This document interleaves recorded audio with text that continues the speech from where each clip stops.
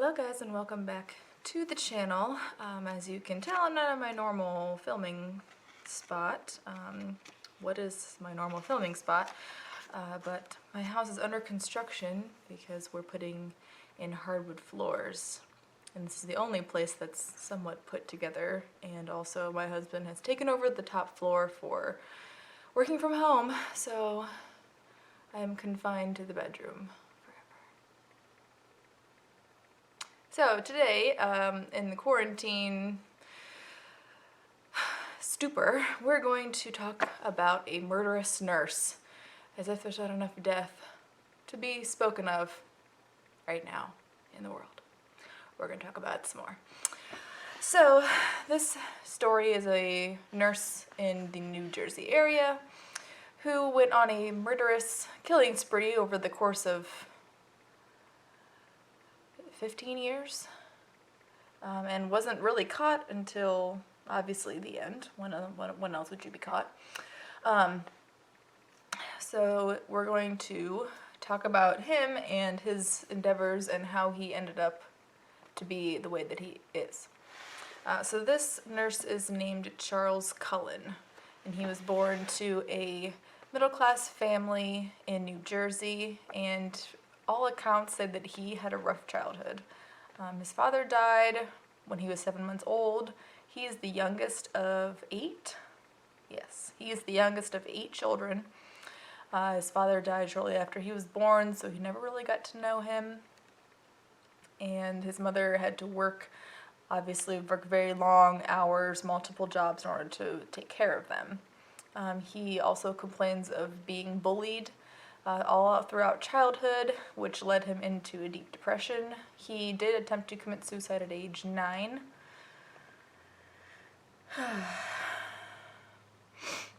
He found some chemicals in a chemistry set and tried to drink them. He obviously was saved, and after he joined high school, his mother died in a car accident, and that was in 1977. He was 17 years old at the time, and this drove him even deeper into depression, as it would anyone. If their mother died in a tragic way like that and they're your only living parent. So now that he has been orphaned, he decides to drop out of high school and join the Navy.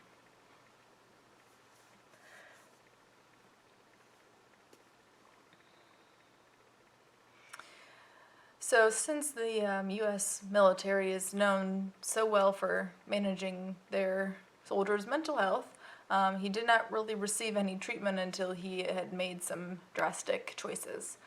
So he was on the USS Woodrow Wilson submarine. He rose it to the rank of petty officer. I don't really know how high that rank is. I'm not in the Navy. So he joined the rank of petty officer, and he was operating the missile guiding system.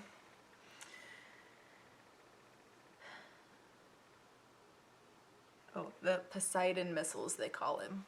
So he was operating the Poseidon missiles, and one day he shows up to his position, not in his naval uniform as is expected. He was wearing gloves, scrubs, and a surgical mask.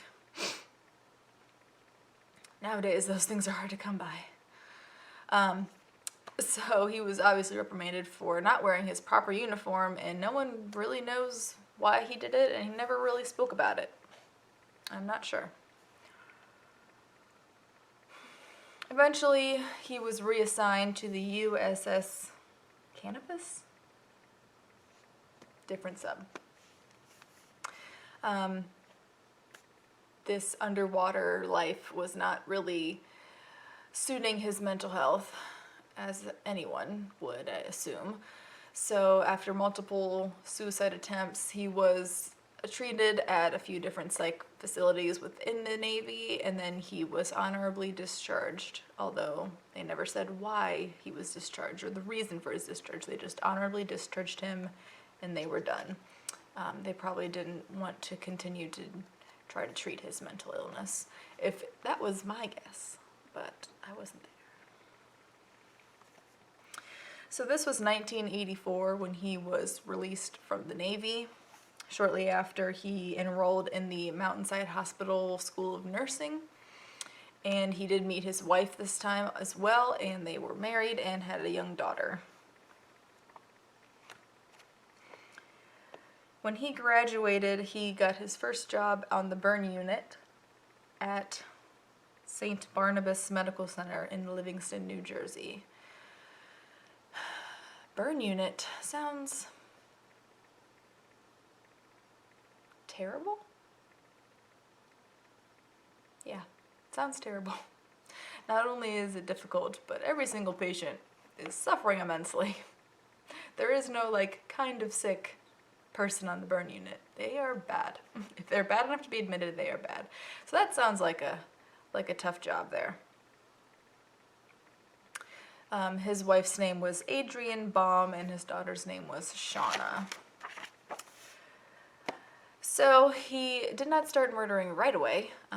He did wait a few years. He started murdering in 1988. This was his first confessed murder, I should say. So he overdosed the patient with an IV medication. The websites don't say what kind, though his preferable choices will come to find out later. He was suspected of contaminating some IV bags. It's a sneaky way to do that. Let's see, right in there. Yeah. So he was never proven guilty for that crime, so they just fired him. They said, you know what, a little sketchy stuff, why don't you just head out? Why don't you just call it a day? But although before he was fired from that job, he also gave an overdose of insulin to a patient suffering from AIDS. So his motive does come out later. We'll talk about it later. But remember this AIDS patient. So now he moves on to Warren Hospital. In this hospital, he kills 3 women with digoxin, which is a heart medication. He is obviously not caught yet, and in 1993, a cancer patient complains that he was in her room, he tried to inject her with something, and he was not her nurse. What are you doing in here? I am not your patient. So they investigated that. Nothing happened. No charges were filed. And that was it. They did give him a lie detector test, though, and he passed it because, I don't know. He's cold-hearted, maybe. I don't know how he passed it. So then they really couldn't charge him with anything. Not that a lie detector test is that hard to fake, but what do I know? At this point, his wife is done with him. He is acting weird. He's very not getting along with her. It's not good. And she's like, you know what? Women didn't go through liberation for years and years and suffering for me to stay with this man. I'm leaving. So, 1993, she divorces him and moves on with her child. Cullen's really wanted to quit nursing at this point, which I wish he would have quit, but he didn't. He had to pay child support now, so he needed a job. So he continued working.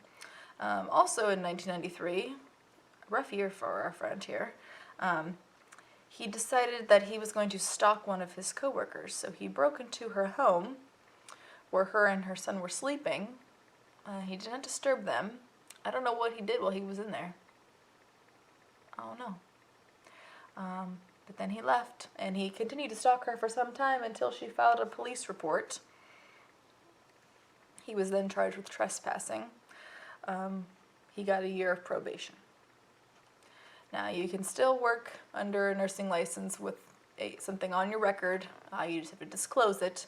And as long as it's not like murder, you're okay. So the murder charges will come So, back to the story. He changes jobs again to Hunterton Medical Center. Here, he kills 5 more patients with digoxin. He seems to really like digoxin. I don't know why he liked this particular medication, what gave him the thrill of using that, or if it was easy access. Not sure. So at this point, he was finally getting treated for depression. He showed up to the emergency room of one of his former employers seeking help for his mental health. So at least he tried. Did the medical system for which he worked failed him? Could be argued. So he was unemployed for about 6 months while he was trying to seek treatment, trying to get himself better. It did not work. So in February of '98, we'll jump to, he briefly started working at Liberty Nursing and Rehab Center. Now, he did take care of patients who were on chronic ventilators. This is like an LTAC type of place where the patients need 24-hour nursing more than what could be given in a home setting, but they don't need like hospital. So he did murder one victim here and attempted on another one. That patient was not on a ventilator, and they did try to defend themselves. They ended up with a broken arm, and I don't know how nothing happened from this. Like, at least getting in trouble for attacking a patient and breaking that patient's arm, or at least getting in trouble for being involved in the fact that the patient's arm is broken. I don't know. How do you explain that? I don't know, girl.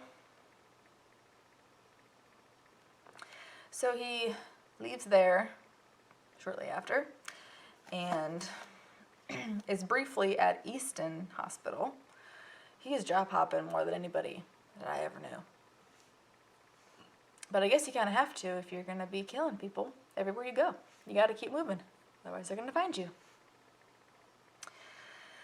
So he killed one patient with digoxin at Easton Hospital, and the lab test to confirm whether or not that's how this person died was inconclusive, therefore nothing could really be done about it. So March of '99, he goes to Lee Valley Hospital. It's either Lee or Leahy or Lehigh. Doesn't matter. He goes to this hospital, murders another, attempts another. You'd think these attempts would get him in trouble. Like, the patient's awake enough to tell you what happened. Moves on from there shortly after. Now he's at St. Luke's Hospital, where he takes out 5 patients on the cardiac unit where he was employed. After this, he makes another suicide attempt. He put a charcoal grill in his bathtub, hoping that the carbon monoxide would do the trick. A neighbor noticed something weird going on and called the police, so his neighbor saved him.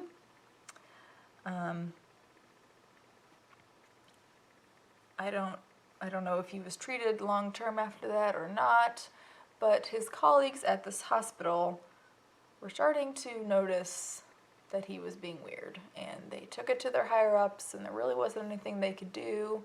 So the nurses said, we'll just go around you. We'll go straight to the district attorney. So 7 of his coworkers from that hospital filed complaints about him with the district attorney. One of them found some medications in a disposal bag that wouldn't really make sense for them to be there, and also none of his patients were using those medications, so why did he even have them? What are you doing with this? So the hospital officials are kind of dragging their feet, really just kind of not really doing anything. They really didn't file any charges. They just said, you know what, resign. We'll give you a neutral recommendation, or I'm going to fire you with a bad recommendation. You choose. You know, we don't want this on our record, so you got to go. And it's those kinds of actions that caused the rest of these patients to suffer at the hands of Nurse Cullen. So, thank you, hospital officials. September of 2002. He is at Somerset Medical Center on the critical care unit. He starts dating this woman, but it's not going very well due to his severe depression that he's really been trying to treat and take care of, but he's just not able to. And I don't know if these murders are making him feel a type of way, and that's why he keeps doing it, or he's just sad and angry, or I don't know.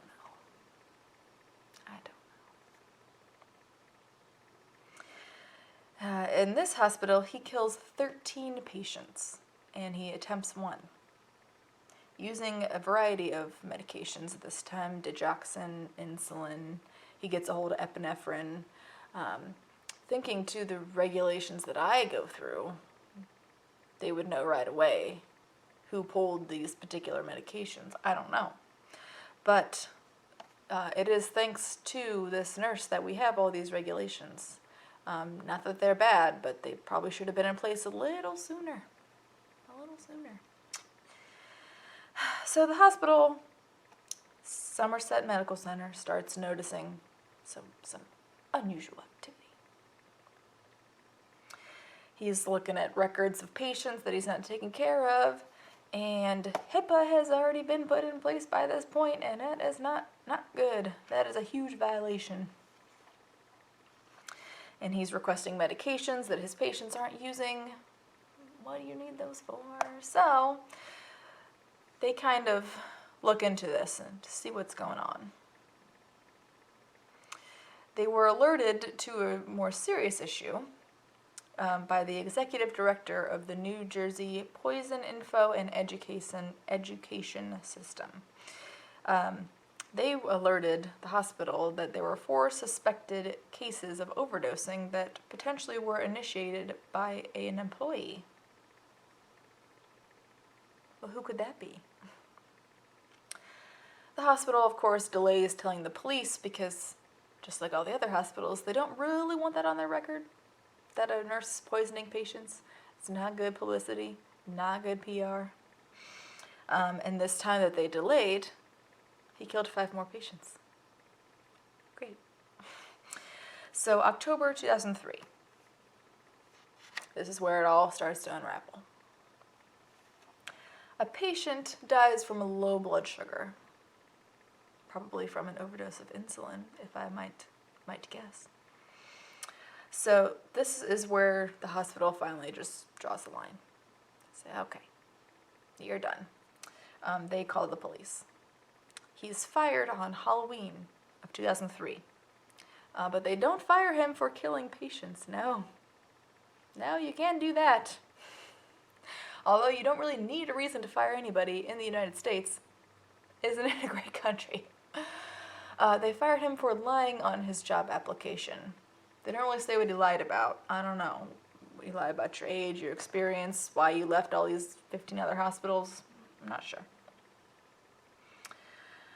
So a nurse by the name of Amy also had went to the police before the hospital went to the police due to his weird activity and his accessing of multiple drugs, and then all these random patients are dying. So Amy was contacted by the police department to do a sting-op, or an undercover assignment. They gave her a wire to which she wore, and she visited Cullen, and they kind of talked casually after work hours about da-da-da-da-da, and that gave the police probable cause to then arrest him. December 12th of 2003, he was finally arrested, and he was initially charged with 1 murder and 1 attempted murder. I don't know, I've listed like 30 people that he has murdered, but he's charged with 1 and 1 attempted murder. So after the police sit him down and start interrogating him and say, this looks a little weird, what you know about that? He just straight up confesses, just gives it all up. So, April of 2004, he's charged again with 13 counts of murder and 2 attempted murder. So now that he's confessed to a bunch of things, they start looking into it. They decide what they can prove and what they can't prove, charge him with that. November of that same year, he is charged with 6 more murders and 3 more attempted murders. So in the courtroom, he starts acting strange. And I don't know if he's just at his breaking point. As we have seen throughout his life, he's had a rough life. He's been battling this depression since he was a young child. He maybe doesn't have access to the best mental health care. We don't really have that great of mental health care in the United States anyway, and this was a while ago. So, I don't know if he's having a break with reality or if he's trying to set up his insanity plea or... I'm not sure. But he just starts repeating over and over and over again, "Your Honor, you need to step down." Over and over. "Your Honor, you need to step down. Your Honor, you need to step down." Over and over and over and over and over. And he wouldn't stop. I don't know why he was doing that. So eventually they just finish up with what they were doing and move on. March of 2006, he is finally sentenced. Because the legal system in the United States is so prompt. I thought we had rights to speedy trials in the United States. So he's finally charged, and he has served 11 life sentences. So he will be eligible for parole, though, eventually. The year 2403, he can have his parole. I see it likely that he'll reach that. So in the sentencing court, he is doing that thing again where he's repeating something over and over and he won't stop. So he says it again, "Your Honor, you need to step down. Your Honor, you need to step down," to the point where they stuff his mouth with a rag and put duct tape over it, and he's still saying it through the cloth. I mean, like, he's literally gagged, and he keeps saying it. "Your Honor, you need to sit down. Your Honor, you need to sit down. Your Honor, you need to sit down." Over and over and over. He obviously needed some mental help. So that is where he sits, in jail in New Jersey. Now, this motive that we were discussing earlier. He eventually confessed that his motive was that he wanted to save these patients from potentially being coded and going through the resuscitation process, and also put them out of their misery. They have things like that. It's called hospice, and you don't kill them. You help them have a gentle and peaceful death. But they have to agree to that. You can't just put somebody in hospice because you just want to. And you can't just inject them with insulin because you want to. So I think that he felt that maybe that AIDS patient was suffering from AIDS and put them out of their misery. If we want to get into physician-assisted suicide, that is a whole nother video that I am prepared to make. But that is possible in certain states in the U.S. and other countries. We'll talk about that later, but also, you're not a physician, you are a nurse. So you can't make those choices. So, besides the fact that he felt that he was doing these patients a service, Nurse Amy, the same nurse that did that sting op earlier, described some of his patients whom that he put out of their misery as on the mend, as getting better, as not needing to die, as not on death's door. So his claim doesn't really hold up.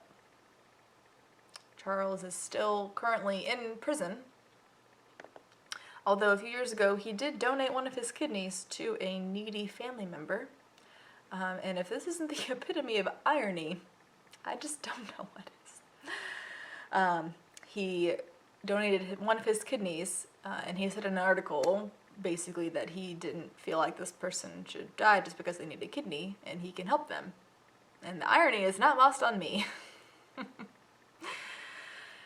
So that is the story of Nurse Charles Cullen. He is still serving time in the New Jersey prison, for which he will stay for the rest of his life. Tell me what you think of this story down below. Do you love true crime? I love true crime. I love true crime and I love nursing, and so why not combine those two things? Not me personally, other people. We'll just talk about what they do. It's already been done. So, if you don't want to, if you don't want to like this video, go ahead and just dislike it. That's fine too. But if you do like this video, go ahead and start CPR on that like button and defibrillate my subscribe button with 200 joules. You know your girl needs some help. And if you're not CPR certified, there is a link down below that you can find a class near you. During this quarantine, there probably won't be any classes available, but you can do it after. You can just schedule it for after this quarantine is lifted. Just have it on your calendar, and you can save a life. You can also save a life. Thank you guys so much for watching, and I will see y'all in the next one.